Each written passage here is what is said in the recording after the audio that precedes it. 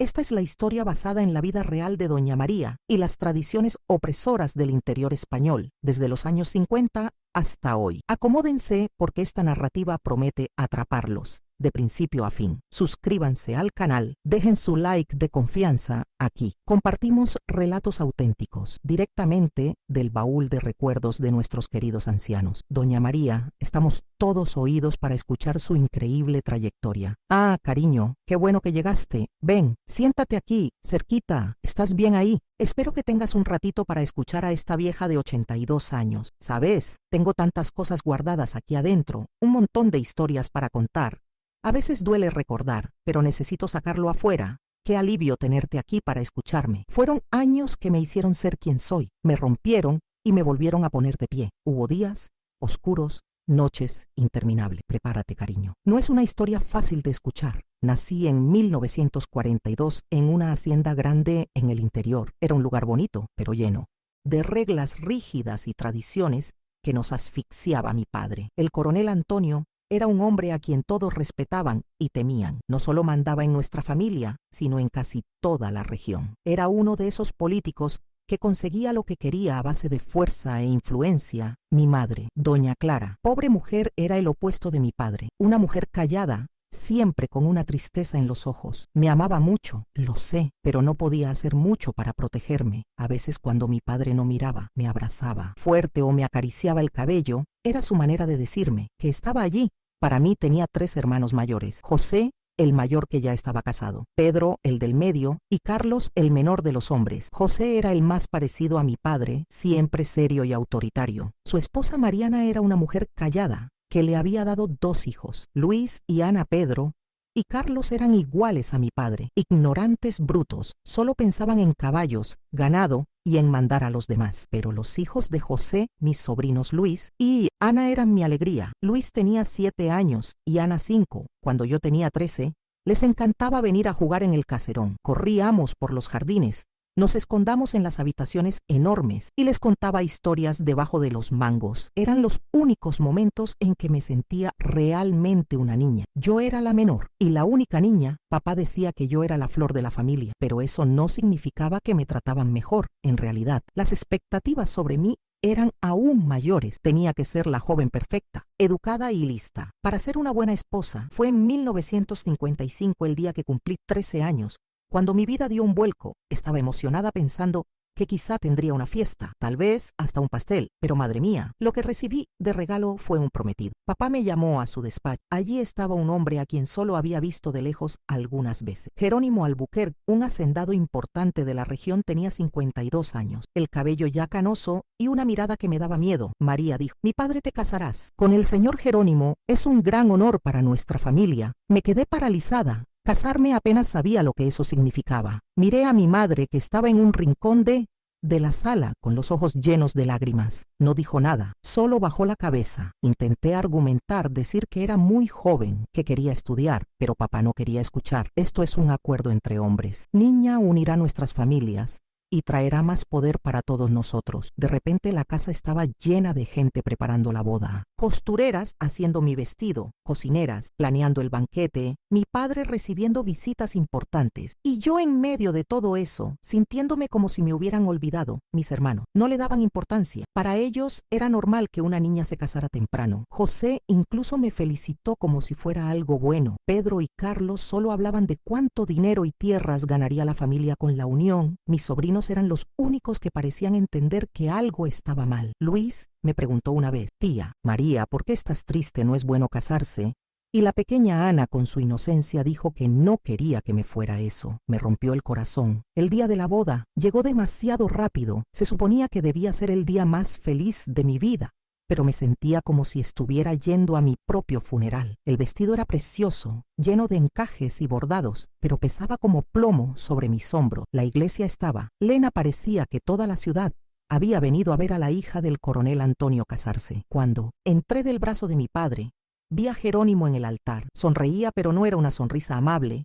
Era la sonrisa de alguien que acababa de cerrar un buen trato. Repetí las palabras que el sacerdote dijo. Le puse el anillo a Jerónimo y sentí que él ponía uno en mi dedo. Todo parecía estar sucediendo con otra persona, no conmigo. La fiesta después fue grandiosa, música, comida, baile, gente importante de todos lados. Mi padre estaba radiante presumiendo ante los invitados. Mi madre permaneció en un rincón callada. Como siempre, mis hermanos bebían y reían a carcajadas. Vi a mis sobrinos de lejos. Luis sostenía la mano de Ana, ambos mirándome con una mezcla de confusión y tristeza. Quería correr hacia ellos, abrazarlos y decirles que todo estaría bien, pero sabía que no podía prometer eso. Cuando llegó la noche, me llevaron al cuarto, el cuarto que sería mío y de Jerónimo. Me quedé sentada en la enorme cama, temblando de miedo, cuando Jerónimo entró, cerró la puerta y vino hacia mí. Ahora eres mi mujer, dijo con una voz que me heló por dentro. Ven aquí, voy a quitarte el vestido y darte un baño. No tenía opción. Solo obedecí. No voy a contar los detalles de esa noche. Solo puedo decir que dejé de ser niña y fui obligada a ser mujer. Cuando finalmente me quedé sola, lloré hasta quedarme sin lágrimas. Lloré por mi infancia, perdida por los sueños que tenía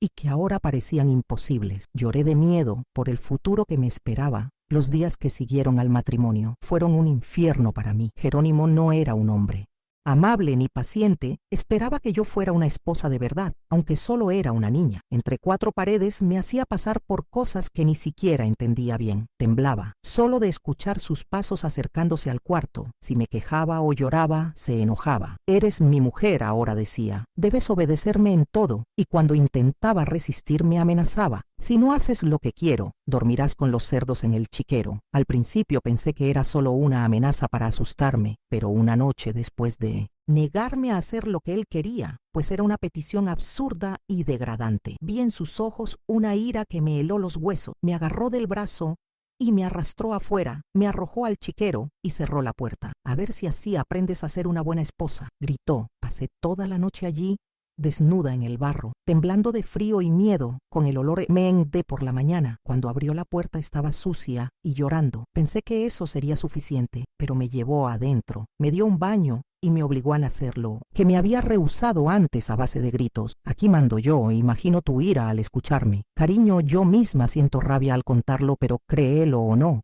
esa no fue la última vez. Otra noche me hizo dormir allí, de nuevo esta vez, porque había quemado la cena. Estaba tan cansada y asustada que no podía concentrarme bien en la cocina. Cuando vio la comida quemada se puso rojo de ira al chiquero. Dijo, y allí fui de nuevo, al menos esta vez con ropa. Después de esas 2 noches, aprendí a no quejarme ni desobedecer. Hacía todo lo que él quería. Por más que oliera, por más asco que sintiera, era eso o el chiquero y no soportaba más ese lugar. Pedí a Dios que me salvara. Jerónimo siempre quería estar conmigo, fuera la hora que fuera. Decía que una mujer tenía que servir a su marido incluso cuando estaba en mis días. No me daba tregua. El tiempo pasó y me fui volviendo cada vez más triste y callada. Había días en los que apenas podía levantarme de la cama, pero no tenía elección. Tenía que cuidar la casa y hacer lo que Jerónimo exigía. Fue en esa época que empecé a sentir cosas extrañas, náuseas, mareos. Al principio pensé que estaba enferma, pero pronto descubrí que estaba embarazada. Acababa de cumplir 15 años. Tenía tanto miedo como iba a cuidar a un bebé. Pero, increíblemente, el embarazo me dio un poco de paz. Jerónimo se calmó un poco, no me forzaba tanto. Creo que tenía miedo de lastimar al bebé. En 1957, nació mi hija, María Teresa. Fue la primera vez desde el matrimonio que sentí un poco de alegría. Cuando sostuve a esa bebita en mis brazos, sentí un amor que no sabía que existía. Me prometí a mí misma que la protegería, que no dejaría que nadie le hiciera lo que me habían hecho. A mí, cuidar de María Teresa me daba un propósito. Jerónimo no le prestaba mucha atención. Decía que las niñas no servían para nada, lo cual me entristecía, pero al menos no se metía mucho con ella. Podía pasar horas con mi hija cantando, jugando, olvidando un poco la difícil vida que llevaba. Ella mamaba mucho, era risueña, mi princesita, pero la paz no duró mucho. Pronto Jerónimo empezó a exigir otro hijo, y allí iba yo, de nuevo obligada a hacer cosas que no quería. En 1959. Cuando tenía 17 años, nació mi hijo, Juan Pedro. Jerónimo estaba orgulloso, finalmente tenía a su varón, hacía fiestas para los amigos, mostraba al niño a todo el mundo conmigo, y con María Teresa apenas se relacionaba. Yo amaba a mis 2 hijos por igual. Para mí no importaba si era niño o niña, eran mis bebés, mi razón de vivir. Los cuidaba con todo el cariño que podía, tratando de compensar la falta de amor del padre dentro de mí. Tenía un miedo constante de que mi Juan Pedro fuera como Jerónimo, ya que mis hermanos eran iguales a mi padre. La vida seguía así, hasta que en 1960, cuando tenía 18 años, ocurrió algo que volvió a cambiar mi vida. Una tarde calurosa de verano. Jerónimo estaba en la veranda, bebiendo como siempre. De repente se cayó de la silla. Agarrándose el pecho, corrí a ayudarlo. Llamé a los empleados que vi a lo lejos cuidando el ganado, pero no sirvió de nada cuando llegó el médico. Ya era demasiado. Jerónimo había muerto de un ataque al corazón. No voy a mentir, cuando me di cuenta de que realmente había muerto, sentí un alivio tan grande que hasta me sentí culpable. Era como si un gran peso se hubiera quitado de mis hombros por primera vez en años. Podía respirar sin miedo. Sé que no es bonito decirlo, pero era la verdad. Ese hombre había hecho de mi vida un infierno desde que tenía años, pero pronto me di cuenta de que la muerte de Jerónimo no significaba que mis problemas habían terminado. De repente era una viuda con 2 hijos pequeños que criar y dueña de un montón de cosas que no sabía ni por dónde empezar a manejar. El testamento de Jerónimo me dejó el caserón, y buena parte de las tierras era una herencia, y tanto todo lo que el viejo tenía era de su familia, desde hace generaciones. Caserón era una construcción del siglo XIX, de esas que solo se ven en las películas. Tenía 25 habitaciones, todas decoradas con muebles caros y objetos antiguos. Los jardines eran impresionantes, llenos de flores y árboles centenario. Los primeros días caminaba por esos enormes pasillos, sin poder creer que todo eso era mío. Ahora no puedo negar que estaba muy feliz. Imaginaba a los niños más grandes corriendo por allí. Tenía muchos sueños y planes en mi cabeza, pero la felicidad duró poco. Pronto comencé a darme cuenta del enorme problema en el que me había metido. No sabía nada sobre administrar tierras, cuidar empleados, manejar dinero. En realidad apenas sabía leer y escribir. Y para empeorar las cosas, ni siquiera había enfriado el cuerpo de Jerónimo cuando empezó la confusión. Los 3 hijos mayores de él, del primer matrimonio, aparecieron reclamando su parte de la herencia. Eran mucho mayores que yo. El más joven debía tener unos 30 años. Me miraban como si fuera una intrusa, una aprovechadora.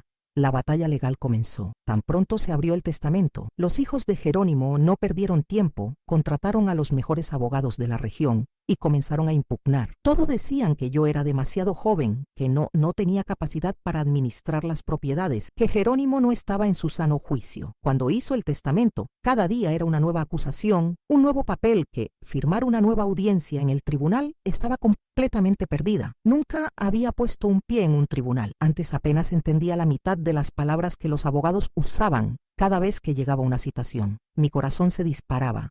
Temíalo todo quedarme en la calle con mis hijos pequeños. Fue en ese momento cuando pensaba que no había más esperanza que conocía. Antonio era un abogado recién graduado, lleno de ideas y ganas de hacer la diferencia. Escuchó hablar de mi caso y se ofreció a ayudarme al principio. Confieso que no confiaba del todo. Ya había visto a tantos hombres intentar aprovecharse de mí, que era difícil creer que alguien quisiera ayudar sin segundas intenciones. Y para empeorar las cosas, su nombre era Antonio, igual al de mi padre. Pensé que era una señal para no confiar en él, pero Antonio era diferente de todos los hombres que había conocido. Me trataba con respeto, me explicaba las cosas con paciencia. No se reía de mis preguntas por más tontas que fueran. Poco a poco fui bajando la guardia y empecé a confiar en él. Los hijos de Jerónimo no facilitaban nada.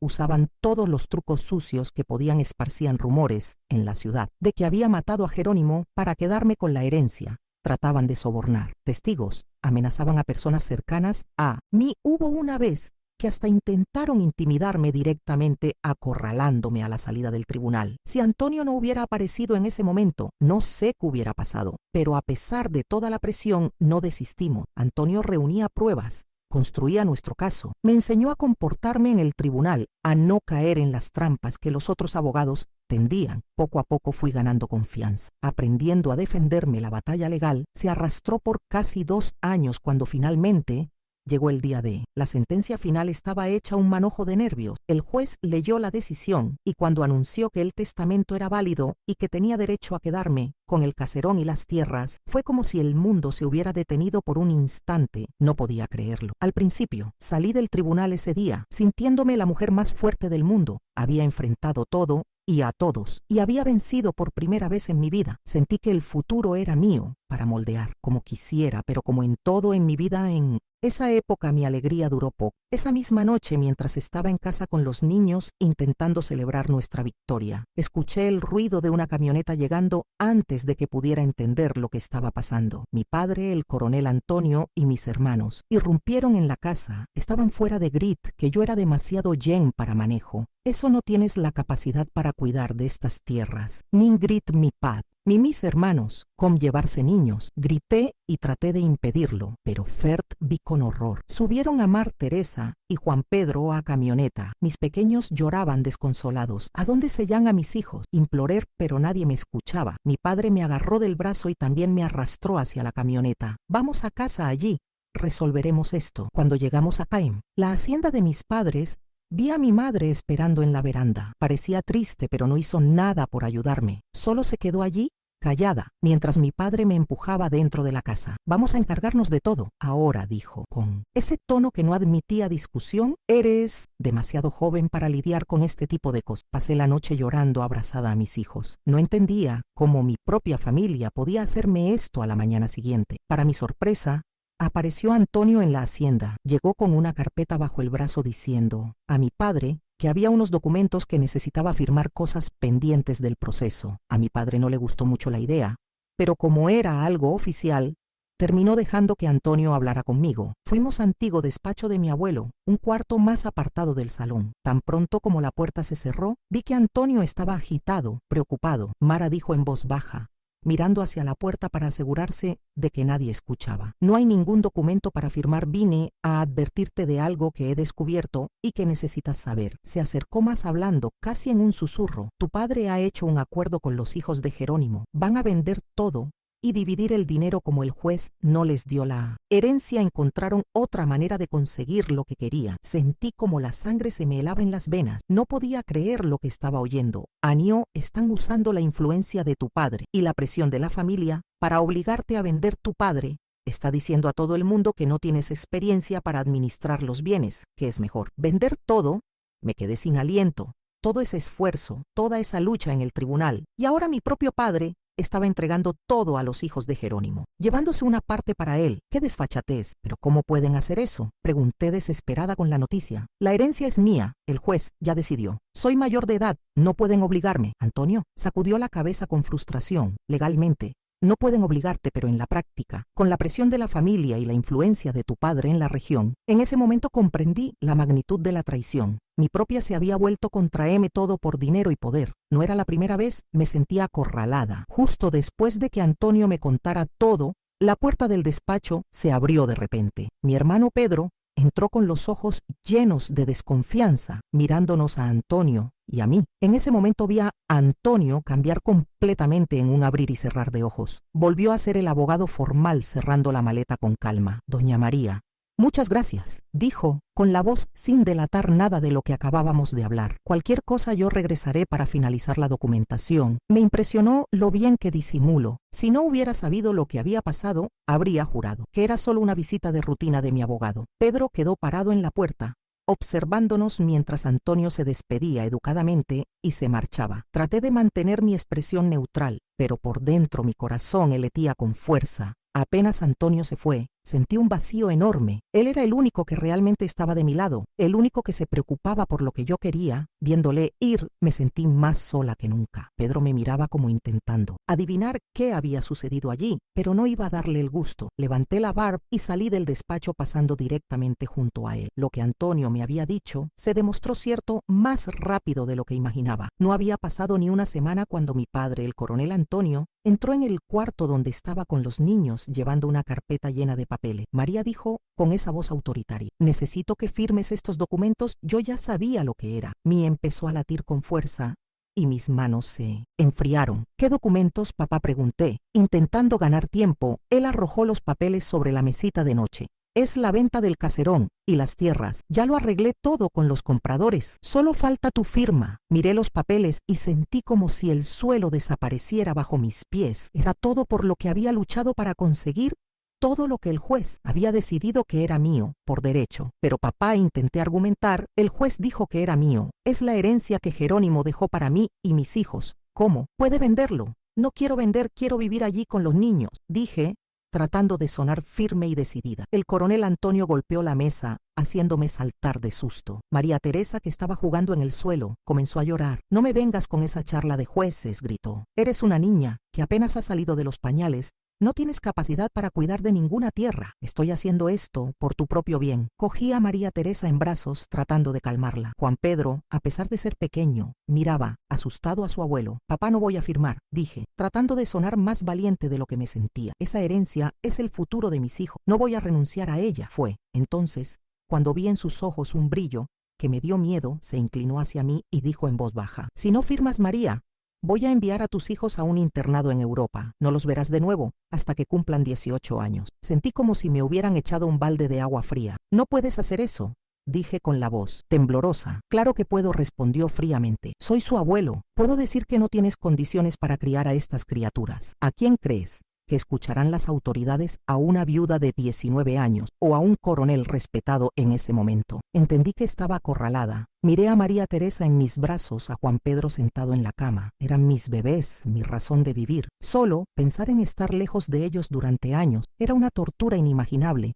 Y mi padre no era hombre de solo amenazas. Si decía algo, lo cumpliría. Con el corazón roto, tomé la pluma que me ofrecía cada firma. En esos papeles era como arrancarme un pedazo de mí. Al terminar me sentí vacía, derrotada. Mi padre tomó los papeles, satisfecho. «Has hecho lo correcto, niña. Yo me encargaré de todo ahora». Y así, en un abrir y cerrar de ojos, perdí todo por lo que había luchado tanto. El caserón, las tierras, la oportunidad de dar un futuro mejor a mis hijos. Todo se había ido con esas firmas. En los días que siguieron, vi a mi padre tomando el control. De todo administraba el dinero de la venta como si fuera suyo, decidiendo dónde y cómo gastarlo. «Eres demasiada joven para manejar tanto dinero», María decía cada vez que intentaba cuestionarlo. «Deja que yo me encargue de esto por ti». De repente me encontré de vuelta en el mismo lugar de siempre, como si el tiempo no hubiera pasado desde antes de casarme con Jerónimo. Estaba nuevamente bajo el control opresivo de mi padre, pero ahora con 2 niños pequeños, a quienes cuidar. La diferencia era que ahora conocía el sabor de la libertad. Sabía cómo era tener el control de mi propia vida, y eso hacía que todo fuera aún más difícil de soportar. Mi madre,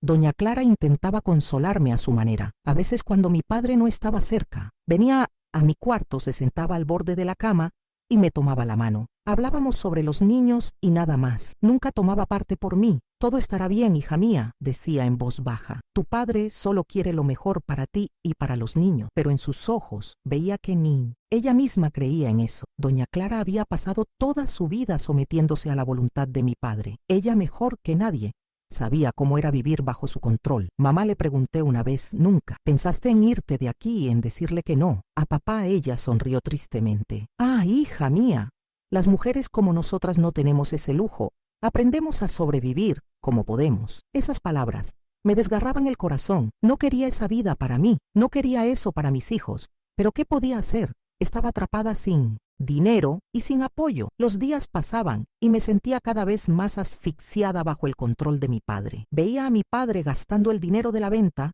en cosas que él quería, haciendo negocios, comprando más tierras, y yo allí, sin poder decir nada, teniendo que pedir permiso hasta para comprar ropa para mis hijos. Pero había algo que no salía de mi cabeza. Antonio, el joven abogado que había luchado tanto por mí, que había sido el único en realmente preocuparse por lo que yo quería. Pensaba en él. Siempre imaginaba que podría ser mi marido, un hombre bueno, pero eso solo estaba en mi cabeza. En ningún momento él había dado a entender que quería algo conmigo, y yo tampoco. Además, cuando lo veía nunca pensaba en esas cosas. Solo cuando estaba sola y de vuelta en la casa de mis padres, comencé a pensar en él. De esa manera, no sé qué cambió dentro de mí, pero recuerdo que fue así como me di cuenta de que mis sentimientos estaban cambiando. Era como si, estando lejos de él, comenzara a ver a Antonio de una manera diferente. Tal vez era la soledad, o tal vez era porque, comparado con los hombres que conocía, mi padre, mis hermanos, el difunto Jerónimo Antonio parecía casi irreal. De lo bueno que me respetaba, me escuchaba, luchaba por mis derechos. Era difícil no soñar con alguien así, pero sabía que solo eran sueños, fantasías de una mujer joven, atrapada en una vida que no había elegido. Antonio probablemente ni pensaba en mí de esa manera. Para él, yo debía ser solo una clienta más, una chica con problemas, y jamás se metería en tal embrollo. Y aún así, no podía dejar de pensar en él. Era como si, sin darme cuenta, Antonio se hubiera convertido en una especie de refugio en mis pensamientos, un lugar al que podía escapar, aunque solo fuera en mi imaginación. Cuando las cosas se volvían demasiado difíciles, pasaban los meses y ya me estaba conformando con la vida que tenía. No era lo que soñaba, pero al menos mis hijos estaban bien. María Teresa y Juan Pedro eran saludables y, gracias a Dios, bien tratados por todos. En la hacienda incluso mi padre, el duro coronel Antonio, parecía tener un lado más blando cuando estaba con los nietos. Fue una tarde calurosa de verano cuando todo volvió a cambiar. Estaba en la veranda observando a los niños jugar en el patio, cuando uno de los empleados vino a llamarme Doña María. El coronel quiere ver en el despacho. Sentí un frío en el estómago. Generalmente, cuando mi padre me llamaba al despacho, no era para nada bueno. Arreglé mi vestido, respiré hondo y fui al entrar al despacho. Lo primero que vi fue a mi padre sentado detrás de su enorme escritorio de madera maciza, pero pronto mis ojos se fijaron en otra persona, en la sala, y mi corazón casi se detuvo. Era Antonio, allí de pie, con su traje bien planchado, y esa sonrisa que iluminaba todo su rostro. Mi príncipe, así lo veía en mis sueños, en mis fantasías secretas. «Siéntate, María», dijo mi padre, trayéndome de vuelta a la realidad. Me senté tratando de controlar el temblor en mis manos. ¿Qué hacía allí? «Antonio». «María», comenzó mi padre, «el doctor Antonio ha venido a hablarme de una propuesta. Quiere casarse contigo». Creí que había oído mal. «Casarse Antonio conmigo». «Quiero saber qué piensas. ¿Quieres casarte con él?» No podía creer lo que estaba oyendo mi padre. El hombre que había controlado cada aspecto de mi vida hasta ese momento me estaba dando una elección. Era como si Dios hubiera escuchado mis plegarias y todos mis sueños se hicieran realidad. De repente miré a Antonio, quien me observaba con esos ojos amables. Luego miré a mi padre, esperando una respuesta. No necesité ni pensar. «Sí», dije, la voz saliendo más fuerte de lo que esperaba. «Acepto». Mi padre parecía satisfecho. Antonio sonrió, esa sonrisa que hacía que mi corazón se derritiera. Pasamos algún tiempo arreglando detalles, hablando de fechas y preparativo. Apenas escuchaba. Estaba en una nube de felicidad. Solo cuando mi padre nos dejó solos por un momento, la verdad comenzó a revelarse. Antonio se giró hacia mí con el rostro serio. «María», dijo en voz baja, «hay algo que necesitas saber». Sentí el corazón apretarse. Pensé que era demasiado bueno para ser verdad. Me contó que un amigo suyo había oído que mi padre estaba buscando un marido para mí. Había pocos pretendientes, principalmente porque todos conocían el temperamento difícil del coronel Antonio. «No podía soportar la idea de verte casada con algún viejo hacendado que tu padre eligiera», dijo Antonio con los ojos llenos de emoción. «Así que mentí a tu padre». Me quedé confusa. «¿Mentiste?» Como Antonio suspiró. Le dije que era muy rico, que podía pagar un gran dote por el privilegio de casarme con la hija del coronel. Me quedé boquiabierta. Para mi padre era todo un negocio, como siempre. Una vez más, yo era una moneda de cambio. «Pero Antonio», dije, «si no tienes ese dinero, ¿cómo vas a pagar ese dote?» Bajó los ojos, avergonzado. «No lo sé todavía». «María». Él agarró mis manos mirándome a los ojos y dijo algo que cambió todo. «Hice esto porque quería salvarte, María. Siento un gran cariño por ti y por los niños. No podía dejar que te casaran con alguien a quien no amaras otra vez, alguien que tu padre eligiera solo por dinero». Mi corazón tía tan fuerte que pensé que él podía oírlo. Antonio continuó: «Sé que es una locura, pero si quieres estar conmigo, encontraremos la manera de escaparnos de aquí, empezar una nueva vida lejos de tu padre, lejos de todo esto». Antes de que pudiera responder, Antonio se inclinó y me besó. Fue un beso suave, lleno de promesas y posibilidades. Cuando nos separamos, estaba más enamorada de él que antes. «¡Qué buen beso, Dios mío! Yo también pienso en ti». «Antonio», confesé, las palabras saliendo casi en un susurro. «Acepto todo lo que quieras». En ese momento era como si todo el mundo hubiera desaparecido. Solo existíamos Antonio y yo, y la promesa de un futuro juntos. Pero la realidad pronto se impuso. Escuchamos pasos acercándose y nos separamos rápidamente. Mi padre volvió a entrar al despacho, aún hablando de arreglos y planes. En los días que siguieron, la hacienda se convirtió en un hervidero. Mi padre anunció el compromiso con toda la pompa que pudo reunir. Para él era una gran victoria. Su hija viuda casándose con un abogado rico y respetado. Antonio ganó permiso para visitarme casi todos los días, siempre bajo la atenta mirada de mi madre o alguna criada. Pero logramos intercambiar miradas, toques discretos, palabras susurradas en una de esas visitas. Me pasó un billete escondido que leí en cuanto pude. Con las manos temblorosas, abrí el papel doblado en él. Con la letra apresurada de Antonio decía: «Esté enfrente al portón con los niños a las 11 de la noche Iré a buscarles. Mi corazón palpitaba con fuerza. Esta era nuestra oportunidad de escapar, de ser libre. Pasé el resto del día angustiada. Cada vez que miraba el reloj, el tiempo parecía detenerse. Cuando finalmente llegó la noche, esperé a que todos se durmieran con el corazón en la boca. Preparé un pequeño hatillo con algunas de nuestras ropas y documentos que no podía olvidar. Desperté a María Teresa. Vamos a hacer un viaje, mi amor, susurré. Mientras la vestía, pobrecita, solo quería dormir, pero no tenía opción. Planeaba llevar a Juan Pedro en brazos, pero las 2 bolsas me lo impedían. Convencí a María Teresa. A duras penas y salimos sin hacer ruido. El portón estaba lejos y tuve que caminar bastante. Mis brazos dolían enormemente y me enredaba con María Teresa. Ay, mi niña, fue un gran esfuerzo. Ya pasada la medianoche llegamos al portón. Miré a mi alrededor, pero él no estaba. No había una sola alma a la vista. En ese momento me sobrecogió a llorar como una niña. María Teresa, pobre, no entendía nada y solo preguntaba qué estaba pasando. Entonces, gracias a Dios, escuché un silbido a lo lejos. Entrecerré los ojos para ver mejor en la oscuridad, y allí estaba Antonio. El coche estaba escondido entre la vegetación casi invisible. De repente encendió los faros y sentí un alivio tremendo. Antonio bajó del coche como un rayo y vino a por ayudarnos rápidamente, moviéndose con agilidad. Echó miradas nerviosas a todos lados como un animal acorralado. Fue todo muy rápido. Partimos en la noche dejando atrás la única vida que conocía. Los niños se durmieron en el asiento trasero. Yo alternaba mi mirada entre ellos y el camino incierta de lo que nos aguardaba. Después de algunas horas de viaje, llegamos a una ciudad acogedora. Antonio dirigió hasta una casa sencilla, en las afueras, con un jardín bien cuidado. Una señora elegante de cabellos grises nos esperaba en la puerta. Su rostro reflejaba una mezcla de ansiedad y alivio. Esta es mi madre, explicó. Antonio, con una sonrisa cansada. Van a quedarse aquí por ahora. La madre de Antonio, doña Lucia, nos recibió con un abrazo apretado. Sus ojos eran amables y cálidos, pero vi la preocupación en ellos. Entren, dijo con gestos apresurados. Deben estar agotados, pobrecitos, al entrar en la casa. Me sorprendió ver todo preparado para nosotros. Doña Lucia nos llevó a una habitación que, según dijo, era el antiguo cuarto de Antonio. Ahora había una cama matrimonial con sábanas limpias y al lado una cuna de mimbre blanco para Juan Pedro. Preparé todo para ustedes, dijo con una sonrisa tímida. Espero que esté bien.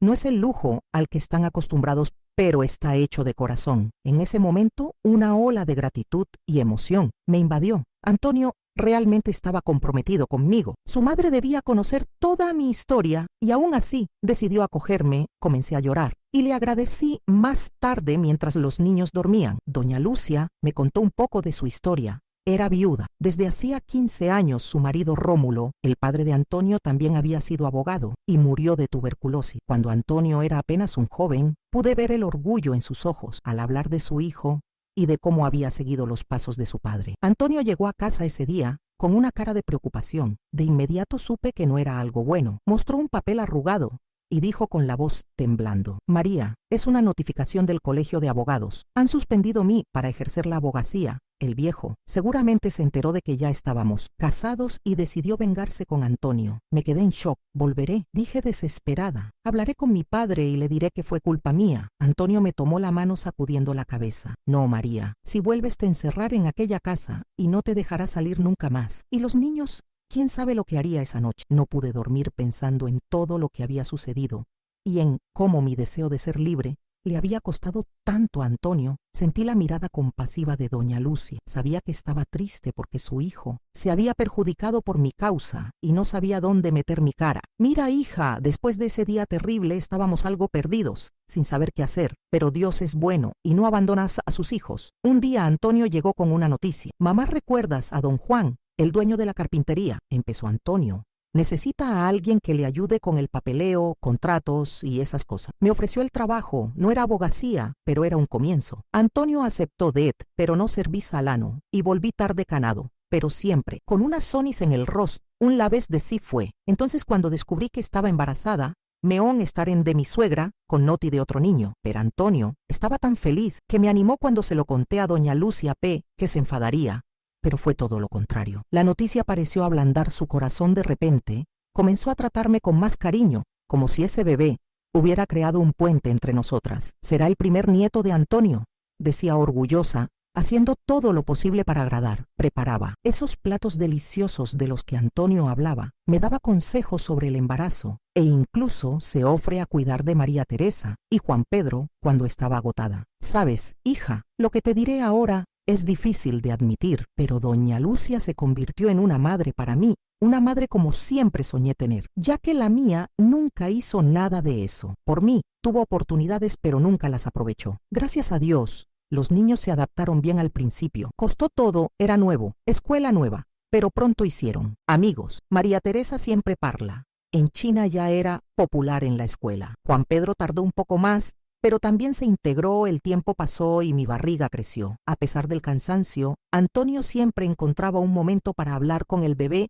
Será abogado, como el padre decía bromeando, acurrucando junto a mí cuando a niña nació. Era tan pequeña, pero ya dueña de todo. Antonio no cabía en sí de felicidad, y doña Lucia nos mimaba todo el día ayudando con el bebé cocinando y cuidando de los niños. Fue en esa época que apareció en nuestra puerta el doctor Geraldo, un viejo amigo del padre de Antonio. Había oído hablar de nuestra situación y vino a ofrecer su ayuda. Tu padre era un hombre íntegro. Antonio dijo, no puedo ver al hijo de mi amigo siendo tratado injustamente de este modo.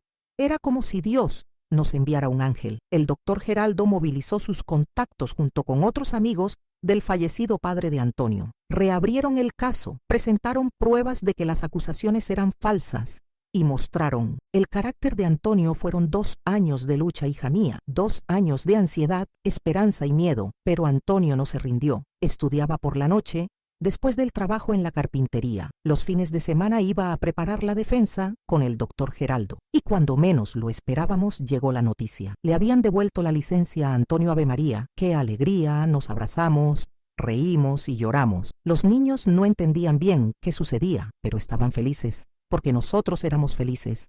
Descubrimos que teníamos más gente de nuestro lado de la que pensábamos. La familia de Antonio, al principio temerosa, se convirtió en nuestro mayor apoyo. Amigos del padre de Antonio que ni siquiera nos conocían se unieron para ayudarnos. Hasta algunos antiguos clientes de Antonio ofrecieron trabajo cuando supieron que había recuperado la licencia. Claro, no todo se arregló. De repente, Antonio tuvo que reconstruir su carrera casi desde cero. A pesar de todo lo que pasamos, Antonio y yo conseguimos formar una hermosa familia, además de María Teresa y Juan Pedro, que vinieron conmigo de nuestra vida anterior. Tuvimos 3 hijos más, a niña, Lucas y Vicente. Con el tiempo juntamos algo de dinero y compramos una casa cerca de doña Lucia. Mi suegra era una casa sencilla, pero era nuestra. Cada pago era una victoria. Esa primera noche Antonio no quiso dormir en la misma habitación que nosotros. Nos casaremos. Primero dijo, con una sonrisa tímida, admiré su honor y respeto, incluso en esa situación complicada. En los días siguientes conocí a los hermanos de Antonio. El mayor Augusto era médico y vivía en la casa de al lado con su esposa Susana y sus 2 hijos. Alfredo y Amelia, la hermana del medio Clotilde, era profesora y vivía unas calles más abajo con su esposo Luis y su hija Esmeralda. Vinieron a visitarnos frecuentemente trayendo comida, ropa para los niños y palabras de consuelo. Todos conocían nuestra historia y eran personas acogedoras y buenas. Aunque percibí su inquietud por nuestra situación, las miradas preocupadas y las conversaciones en voz baja no pasaban desapercibidas. Una noche, unos 3 días después de nuestra llegada, escuché una discusión acalorada en la cocina. Me acerqué en silencio a la puerta para escuchar. «¿Estás loco, Antonio?». Era la voz de Augusto, su hermano mayor. «Ella es hija de un coronel. ¿Tiene idea del riesgo que estás corriendo con tantas mujeres en el mundo?». «La amo», respondió Antonio con firmeza, calentando mi corazón. «Y a esos niños también no podía dejarlos en esa situación». «¿Y tú, futuro como abogado?», preguntó Clotilde con evidente preocupación en su voz. «Si el coronel lo descubre, puedes perderlo todo». Sentí un nudo en el estómago. No me había dado cuenta de cuánto estaba arriesgando Antonio por mí y por nosotros. Su carrera, su reputación, todo estaba en juego, pero Antonio parecía decidido. «Hay cosas más importantes que una carrera», dijo. No podía quedarme de brazos cruzados mientras María y los niños sufrían. Volví a la habitación con el corazón pesado, pero lleno de amor y gratitud. Hacia Antonio una semana después de nuestra llegada. Para mi sorpresa y alegría, Antonio anunció que nos casarías. Fue una ceremonia sencilla en el registro civil, solo con la familia de Antonio. Presente, doña Lucia lloraba de emoción, mientras que Augusto y Clotilde A pesar de sus preocupaciones, nos abrazaron con genuina felicidad. Los niños estaban radiantes. María Teresa, con su vestidito blanco, no dejaba de reír, mientras que Juan Pedro, en brazos de doña Lucia, aplaudía sin entender muy bien lo que sucedía a sus primos. Alfredo, Amelia y Esmeralda se habían convertido en grandes amigos de mis hijos y estaban tan emocionados como ellos. Después de la ceremonia, doña Lucia insistió en quedarse con los niños para que pudiéramos tener nuestra luna de miel. Vayan, vayan, decía de la casa. Disfruten este momento ustedes dos. Antonio me llevó a un pequeño hotel en la ciudad vecina. Cuando quedamos solos en la habitación, un inmenso nerviosismo me invadió. Antonio se acercó con una ternura que me desarmó por completo. María dijo, tomando mis manos: te amo y prometo hacerte feliz por el resto de nuestras vidas. Esa noche fue maravillosa. Por primera vez aprendí lo que era ser verdaderamente amada. Antonio fue gentil, cariñoso y paciente. Cada caricia, cada beso estaba lleno de amor y respeto. Me sentí verdaderamente mujer, verdaderamente amada, acostada en sus brazos. Después me permití soñar con el futuro. Un futuro donde sería feliz, donde mis hijos crecerían amados y libres junto a ese hombre maravilloso que había arriesgado todo por nosotros. Pero una parte de mí sabía que nuestro viaje no había terminado. El fantasma de mi padre y la amenaza de ser descubierto seguían acechando. Pero esa noche, en los brazos de Antonio, me permití olvidar todo eso y solo ser feliz. Volvimos a casa de doña Lucia al día siguiente, listos para comenzar nuestra vida juntos. Los niños nos recibieron con abrazos y risas, y por primera vez en mucho tiempo me sentí verdaderamente en casa. Los días que siguieron fueron de adaptación y planificación. Antonio comenzó a buscar trabajo en la ciudad. Era extraño pensar que hace algunos meses había dejado esta misma ciudad, su tierra natal, recién graduado en Derecho, para aceptar un puesto en una firma en mi ciudad. En ese entonces era una oportunidad que no podía rechazar, asegurándose un puesto en una firma respetada, aunque eso significara mudarse lejos de su familia. Así fue como nuestros caminos se cruzaron, y ahora el destino lo traía de vuelta a su ciudad natal, pero en 1600 circunstancias tan diferentes. Mientras él buscaba establecerse nuevamente. Profesionalmente, yo ayudaba a doña Lucia con la casa y los niños. Poco a poco íbamos construyendo nuestra nueva vida. Un día a la vez, comenzabas a soñar con un futuro tranquilo, lejos de las sombras del pasado. Pero como dicen los ancianos, cuando la felicidad parece completa, el destino suele jugarnos malas pasadas. Y fue exactamente lo que nos ocurrió. Mira, hija, te contaré cómo fue. Era suficiente para caminar y visitar a doña Lucía, quien se ponía muy contenta de tener a los nietos cerca. Me dediqué a la casa y a los hijos. No era una vida de lujos, pero estaba llena de amor. Antonio trabajaba duro en su despacho de abogacía, que poco a poco recuperaba su reputación. Los niños crecieron, estudiaron y se graduaron. No teníamos mucho, pero nunca nos faltó lo esencial de mis padres y de mi familia antigua. No volvía a tener noticias. Al principio dolía, pero con el tiempo aprendí a vivir con la cicatriz, ¿sabes? A veces pensaba en ellos imaginando cómo estarían, pero nunca intenté contactarlos. Tenía miedo de lo que podría pasar. Los niños crecieron. Sabiendo nuestra historia, nunca les escondimos nada. María Teresa y Juan Pedro siempre supieron que Antonio no era su padre biológico, pero para ellos lo era en todo lo que importaba. Le llamaban papá desde pequeños, y el amor entre ellos era María Teresa. Nuestra primogénita se acababa de casar. Fue una fiesta linda, sencilla, pero llena de amor. Ver a mi niña de vestido blanco entrando en la iglesia del brazo de Antonio. Ah, hija mía, eso no tiene precio. Fue aproximadamente en esa época cuando la vida decidió darnos otra vuelta. Un día Antonio llegó a casa con una expresión extraña, sosteniendo un sobre en la mano. María me llamó con voz seria. Llegó esto hoy al despacho, era una carta de un abogado. Mi corazón se heló en ese instante, y lo que Antonio leyó me dejó fuera de lugar.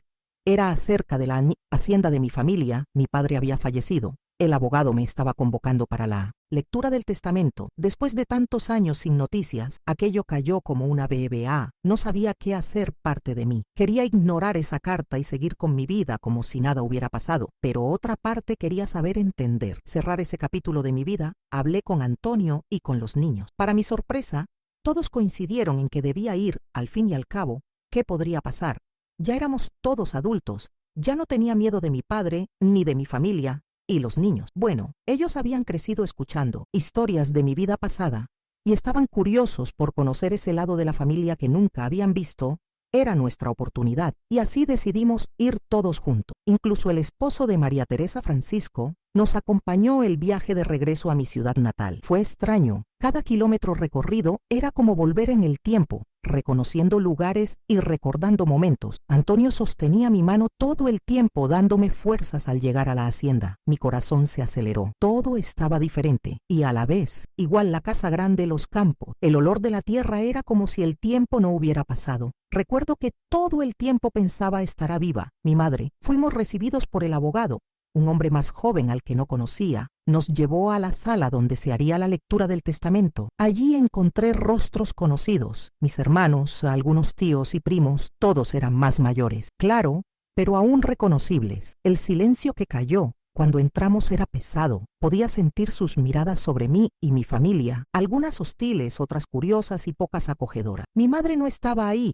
Descubrí que había fallecido algunos años antes. Ese era mi mayor temor. No podía dejar de llorar. Debería haber vuelto por ella. Si el remordimiento matara, habría muerto en ese momento. ¡Qué dolor, Dios mío! ¡Qué peso en el corazón! La lectura del testamento fue sorprendente, por decir. Lo menos mi padre, ese hombre duro que conocí, parecía haber cambiado completamente en sus últimos años. El abogado leyó sus palabras con voz solemne y cada frase era una revelación para mí. Después, hablando con mis hermanos, supe que este cambio comenzó tras la muerte de mi madre. Su fallecimiento parecía haber ablandado el corazón de mi padre, haciéndole reconsiderar muchas cosas. Luego vino la parte que más me impactó. Papá sabía todo el tiempo dónde estaba, sabía de mis hijos, de mi nueva vida, y nunca hizo nada para perjudicarnos. A pesar de aquel episodio, con Antonio, mi hermano mayor, entre lágrimas, me contó que papá tuvo varias oportunidades de hacernos daño a lo largo de los años. Sabía dónde vivíamos, conocía el despacho de Antonio, pero sorprendentemente